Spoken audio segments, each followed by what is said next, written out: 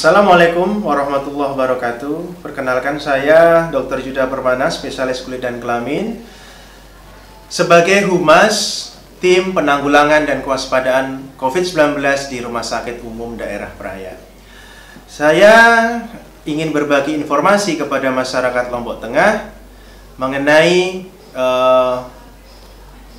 penanggulangan atau pengelolaan pasien-pasien COVID-19 di Rumah Sakit Umum Daerah Praia, dan saya juga ingin berbagi informasi mengenai pengelolaan dari setiap kategori orang yang terkait dengan COVID-19, tentu saja berdasarkan dari arahan dari tim Satgas di Kabupaten. Yang pertama, saya ingin memulai dari kategori-kategori yang terkait dengan COVID-19. Yang pertama adalah PPTG, atau pelaku perjalanan tanpa gejala.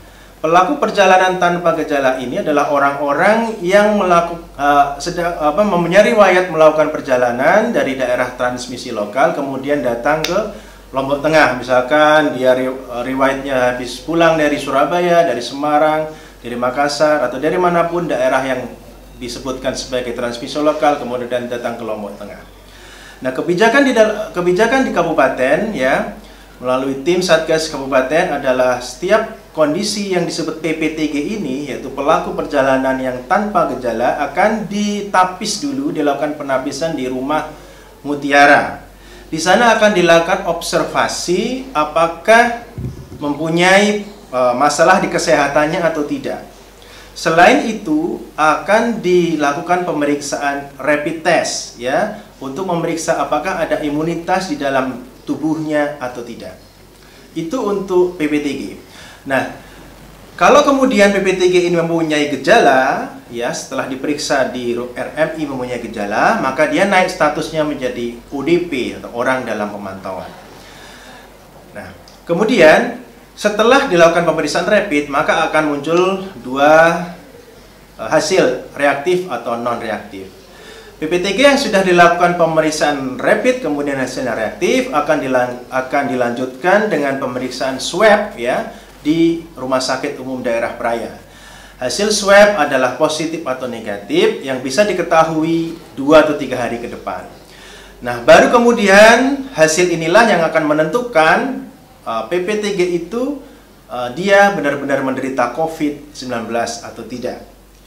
Nah, kalau dia positif COVID-19, maka kita observasi lagi, apakah dia benar-benar tidak mempunyai gejala ataukah dia mempunyai gejala.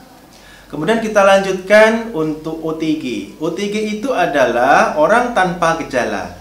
OTG bedanya dengan PPTG. Kalau OTG itu dia tidak mempunyai riwayat bepergian, tetapi dia mempunyai riwayat kontak. Riwayat kontak itu bisa merawat, bisa bersentuhan dengan orang-orang yang positif COVID-19. Misalkan pada kasus yang di Lombok Tengah ini ada suami yang positif kemudian dirawat oleh istrinya, dan istri itu disebut sebagai OTG kalau dia tidak mempunyai gejala.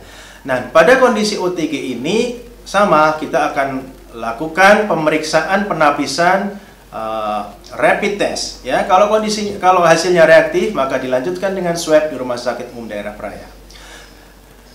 Untuk dipastikan apakah dia positif atau negatif. Begitu juga ketika hasilnya positif, maka kita kategorikan lagi apakah dia tanpa gejala, apakah dia bergejala ringan, sedang, atau berat.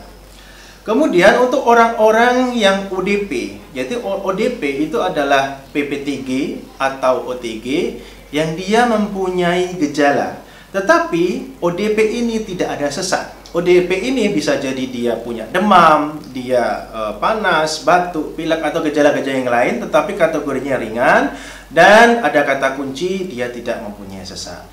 Untuk kasus ODP ini pun kita akan melakukan penapisan dengan rapid, kemudian hasilnya nanti dilanjutkan dengan swab. Kemudian selanjutnya ada istilah PDP, pasien dalam pemantauan. Pasien dalam pemantauan ini adalah setiap PPTG atau OTG yang mempunyai gejala, tetapi ada gejala sesak, atau disebut sebagai gejala yang mengarah ke pneumonia. Nah, PDP ini pun kita kategorikan lagi apakah dia ringan atau berat. Kalau misalkan sesaknya ringan, oke bisa tanpa kita lakukan pengelolaan di rumah sakit. Tetapi kalau sesaknya berat, kita lakukan pengelolaan di rumah sakit. Semua kondisi-kondisi tersebut sama, kita lakukan penapisan ya dengan screening rapid test, kemudian kalau hasilnya reaktif kita lanjutkan dengan swab, kalau hasilnya negatif kita ulang lagi 7 hari. Jadi setiap kategori tadi dari PPTG, OTG, kemudian ODP dan PDP ini belum tentu dia menderita COVID-19. Sekali lagi untuk masyarakat belum tentu ya dia menderita COVID-19. Mungkin di antara kita ya di tetangga, saudara kita yang dia habis bepergian dari daerah-daerah yang disebutkan transmisi lokal, kemudian dia dilakukan karantina, misalkan di karantina di rumah, bisa kan? Bisa juga karantina di rumah mandiri, bisa juga karantina yang terfokus atau terpusat, misalkan di karantina di lokasi-lokasi yang sudah ditunjuk oleh kabupaten. Sekali lagi, belum tentu dia menderita COVID-19 kalau belum kita swab.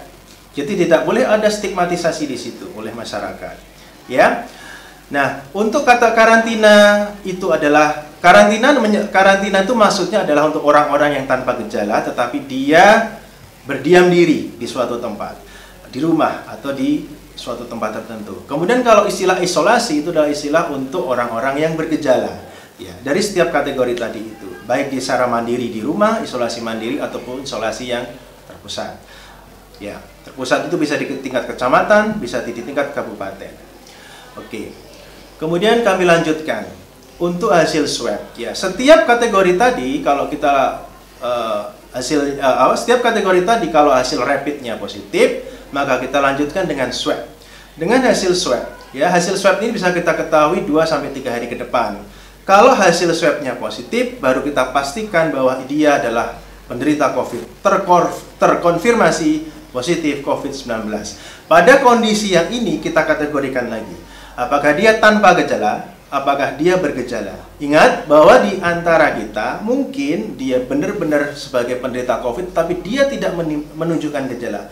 Begitu juga kita kemarin melakukan swab dan beberapa hasilnya sudah keluar, sudah rilis, tetapi tidak ada gejala. Ya, tidak ada gejala. Oke, walaupun dia positif COVID, tetapi bisa jadi tidak ada gejala. Nah, pada kondisi yang tidak ada gejala ini, ya biasanya kita akan lanjutkan dengan karantina juga. Karantina tetapi secara terpusat. Kita sendirikan di suatu tempat tertentu yang dikelola oleh kabupaten ya, dengan pengelolaan karantina yang tepat atau benar. Dengan pengelolaan itu bisa dari pengelolaan tenaga kesehatannya, keamanannya, kemudian pengelolaan gizinya, kemudian pengelolaan sampahnya. Jadi lintas sektor untuk mengelola kondisi-kondisi seperti itu yang harus dirawat di tempat karantina terpusat. Kemudian kalau hasil swabnya positif tetapi dia menunjukkan gejala, maka kita pisah, dia bisa menjadi gejala ringan, sedang, atau berat. Kebijakan dari Kementerian Kesehatan, rumah sakit itu idealnya hanya merawat pasien swab positif untuk gejala sedang dan berat. Sedang itu bisa dirawat di rumah sakit kabupaten, kemudian kalau berat itu dirawat di rumah sakit rujukan di provinsi. Tetapi untuk kondisi-kondisi swab positif dengan gejala yang ringan, itu bisa juga sih sebenarnya kita lakukan karantina tanpa pengelolaan di rumah sakit. Tetapi kita lihat, kalau misalkan dia mempunyai suatu penyakit komorbid tertentu ya, ataupun dia kondisinya mempunyai termasuk dalam resiko tinggi, misalkan lansia, biasanya kita lanjutkan dengan pengelolaan di rumah sakit.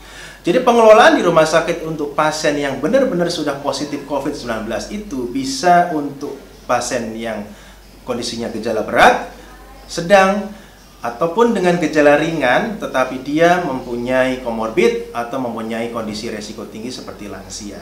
Nah, pada kondisi swab positif tetapi dia tanpa gejala, kita lihat juga sebenarnya kalau misalkan dia lansia dan dia mempunyai riwayat penyakit tertentu ya, misalkan asma, penyakit jantung dan sebagainya, ya mungkin bisa jadi sebaiknya dilakukan observasi di rumah sakit. Jadi seperti itu yang ingin kami sampaikan. Semoga bisa menjadikan informasi yang tepat dan bijak di masyarakat dan membantu masyarakat untuk sekali lagi tidak mudah melakukan justifikasi atau penilaian pada orang-orang, sehingga akhirnya oh dia di karantina, kita tidak boleh berinteraksi sama sekali. Tidak seperti itu. Jadi orang-orang yang di karantina ataupun diisolasi, baik itu secara mandiri di rumah ataupun di pusat, masih membutuhkan bantuan kita. Tetapi sekali lagi dengan konsep-konsep pengelolaan karantina atau isolasi yang standar yang sudah kami sebutkan di awal. Terima kasih, semoga bermanfaat. Wassalamualaikum warahmatullahi wabarakatuh.